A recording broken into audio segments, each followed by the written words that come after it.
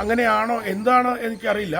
കാര്യം ഒരാൾക്കെതിരെ ആരോപണം വരുന്നു, അത് കഴിയുമ്പോൾ തൊട്ടടുത്ത ഒരു ആരോപണം വരുന്നു. ഇങ്ങനെ ആരോപണം വന്ന് എല്ലാവരെയും വെളിയിൽ പോകേണ്ടി വരുമോ എന്നുള്ള തോന്നലിൽ നിന്നാണോ ഇത് വന്നത്, അതോ ഇനി ആരോപണം വരുന്നവർക്ക് ഒരു സങ്കടം വരാതിരിക്കാൻ വേണ്ടിയിട്ടാണോ എന്താണെന്നറിയില്ല. എന്തായാലും ഈ രാജിയെ ഒരിക്കലും എന്താ പറയുക, അമ്മ അസോസിയേഷനിലെ ഒരു ജനാധിപത്യ ഇത് വരണം എന്നാഗ്രഹിച്ച് എനിക്ക് ഉൾക്കൊള്ളാൻ പറ്റുന്നില്ല.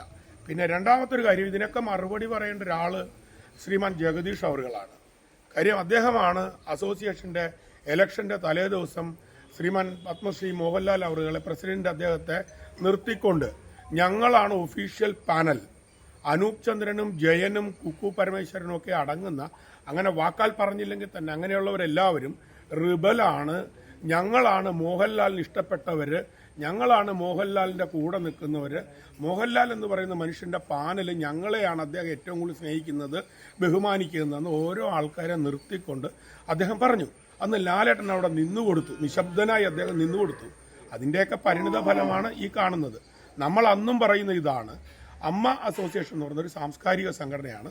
ആ സാംസ്കാരിക സംഘടനയ്ക്ക് അതിൻ്റെ മൂല്യത്തോടെ പോകാനായിട്ട് മിനിമം വേണ്ടത് സാമൂഹ്യ പ്രതിബദ്ധതയോടെ പ്രവർത്തിക്കുന്ന നല്ല മനുഷ്യന്മാർ അതിൻ്റെ തലപ്പത്തേക്ക് വരണം, ആരോപിതരായ മനുഷ്യർ മാറി നിൽക്കണം എന്ന് തന്നെയാണ് അന്ന് ഈ തെരഞ്ഞെടുപ്പിനെ ശക്തിപ്പെടുത്തിക്കൊണ്ട് ഞാനും അതുപോലെ തന്നെ ചേർത്തല ജയനും കുക്കു പരമേശ്വരനൊക്കെ പറഞ്ഞത്.